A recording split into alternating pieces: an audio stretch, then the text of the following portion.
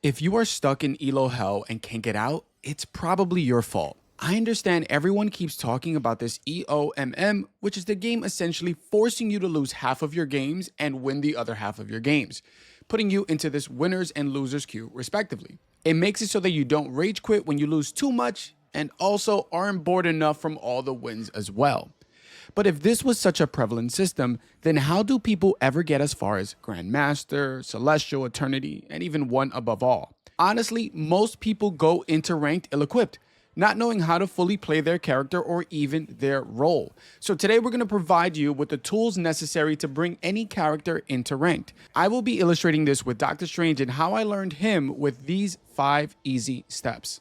The first thing you're going to want to do is get yourself into the practice range. Now, once you get here, you could do the most obvious thing of looking at their full kit, their full abilities, their passives, their team up abilities. So for Doctor Strange, that's what I would be doing, right? I would also be getting familiar with all of his attacks. So just his M1. So I press M1 and one bullet comes out after the other, and it's also projectile. So keep that in mind as I keep going along, right? If I want to hit someone, tracking them might not be the best idea, right? Because then you might just end up missing a lot of your bullets. So maybe put it all where they're going to be so you can hit the most amount rather than trying to track them and it getting maybe a little bit sloppy. I'm going to want to figure out the melee because that's a big part of his kit as well. And whilst I'm learning all of this, his E ability, his shift ability, right? I have to figure out, do these buttons, do these keybinds feel good for me? And if they don't, what you should be doing, no matter what, anyways, right, is going into your settings. And while you're here, you're going to go to keyboard. You're going to change it to this specific hero right here, to Doctor Strange. And your goal now is switch the sensitivity. If it feels too fast, too slow, whatever it might be, you could switch it here. My ascend and descend buttons are both actually on the side of my mouse. It's just a little bit easier for me to move around as opposed to, let's say, control and space. My melee attack, being that it's such a prominent tool from his kit, I put that also on the side of my mouse. Then you come back here and you just get used to the controls, right? Shooting and whipping, if they're really far, you typically shoot and shield. And then obviously once you get a little bit more used to him, you shoot, whip, and then also block at the same time. You want to get used to the animation cancel. Now, a lot of these things you're not going to know immediately off rip, right? You're going to have to do some research in order to find out how to best play this guy, which leads us into part 2, or step 2 rather. You're going to watch a few YouTube videos out there on how to best play your character. You're not reinventing the wheel. What you're doing is nothing new under the sun. What you're going to try to do is look at all the content creators out there. For example, I have a bunch on Cloak and Dagger, the one that I just made a few days ago. I have about 50 something hours on her. Best practices, how to use her, when to use her bubble, who counters you, how to counter the enemy team, when you should use your ult. There are so many things you can learn about a character that you're playing as. And there's so many different scenarios. So looking at somebody else who's already been in those scenarios has multiple hours in a character, right? And that's only in game time, not including the practice range and looking up information and whatnot. So keep that in mind. Just look up that information that's going to help you get better at your character. Step 3 is going to be practice with AI. And I know a lot of people just say, hey, listen, take your character and take them into comp. You don't need anything else because you want the real deal, that real situation of how to play your character. In my opinion, I think for maybe those people that have played Overwatch or a lot of hero shooters or very well versed in this genre, maybe it's simpler for them to grab characters and go on and try this. But for the average person who maybe didn't have a million hours in Overwatch and doesn't have as much experience, taking your time with it, with the process, and learning in an environment that will allow you to have more game time, more uptime, right? Because if you go into comp, it might be a little bit stressful, it might be a lot going on.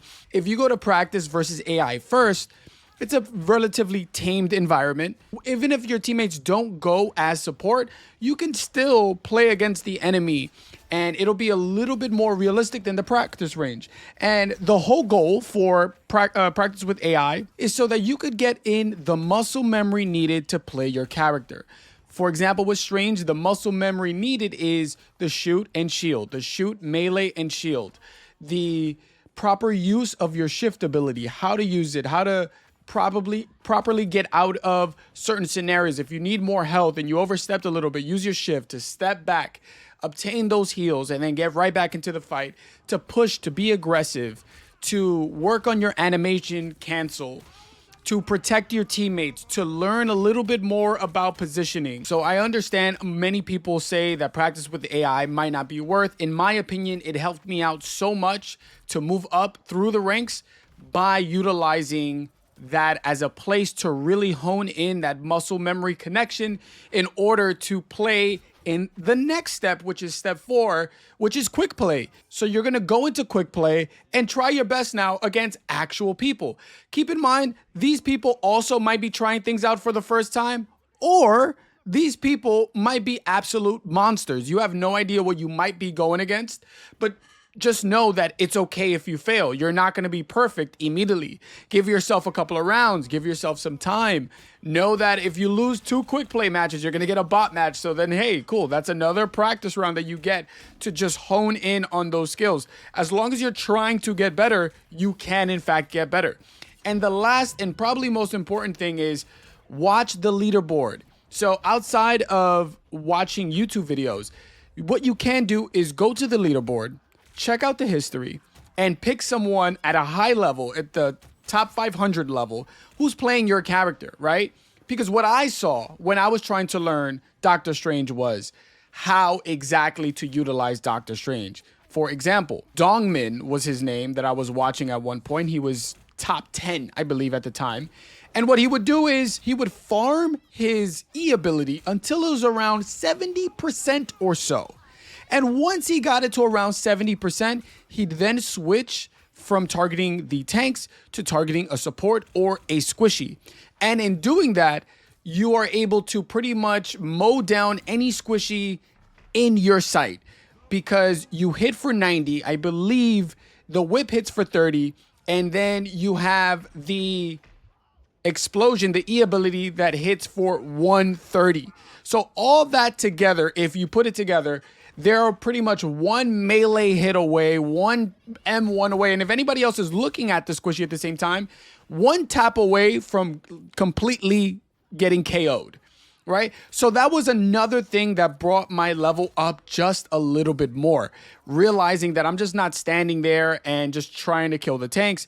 This is the proper way to do it. And this is how you facilitate that, by farming the tanks to 70 and then pushing a squishy, getting them out of the way, and then going right back, rinse and repeat over and over and over. Because what you want to do is catch those people with low HP completely off guard. Them not realizing that you have all of that at your disposal can easily get them out of the way.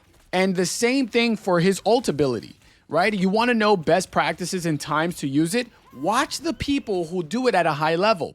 He doesn't really waste time holding on to his ult for too long.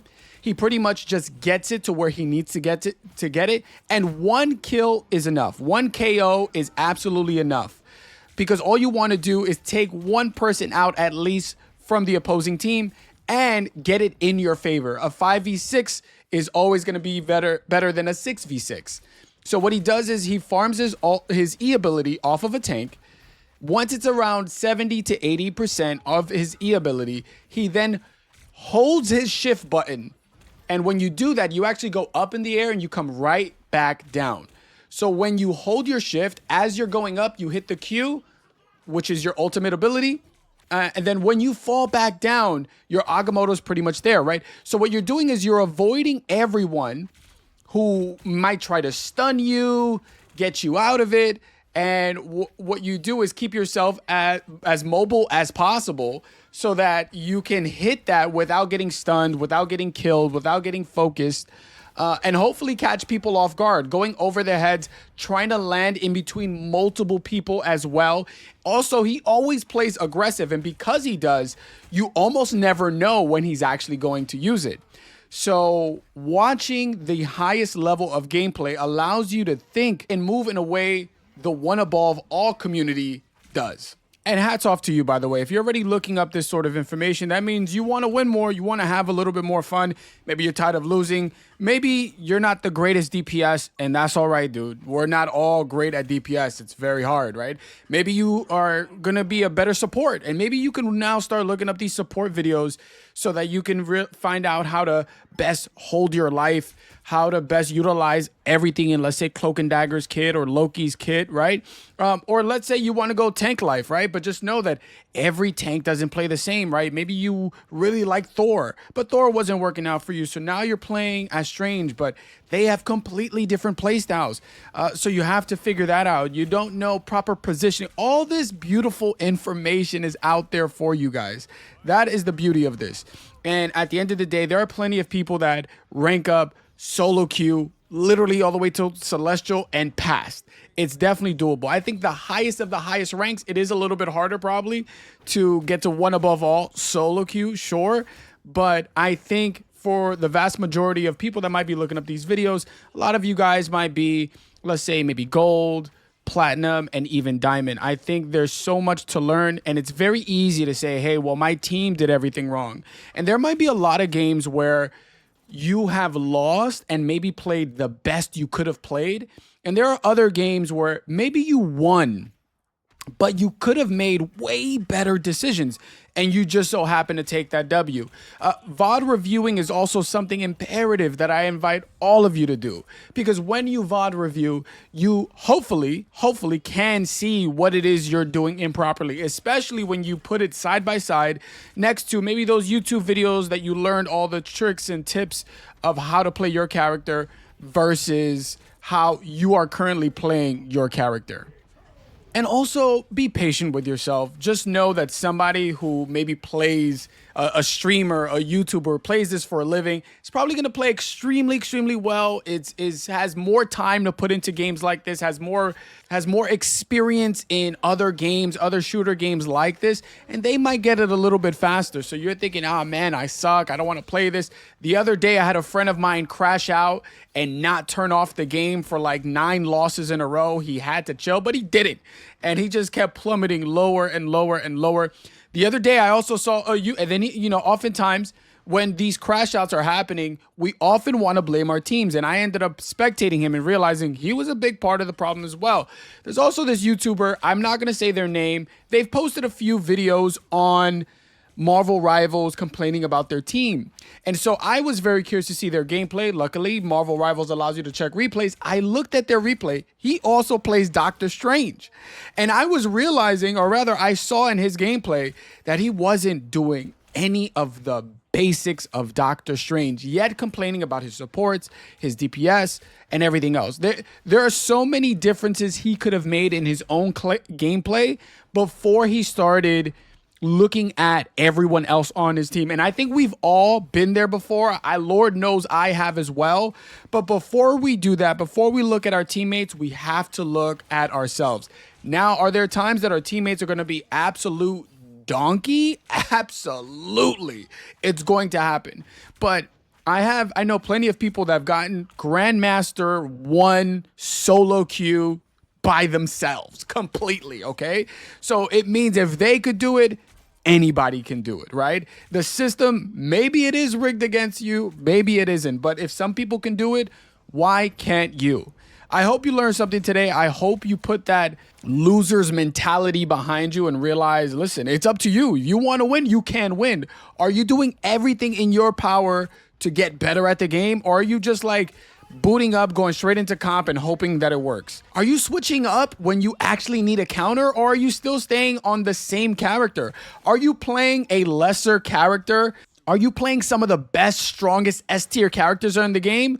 Or are you playing some of those C tier characters, right? Like a lot of these things play a role in how it is if we win or lose.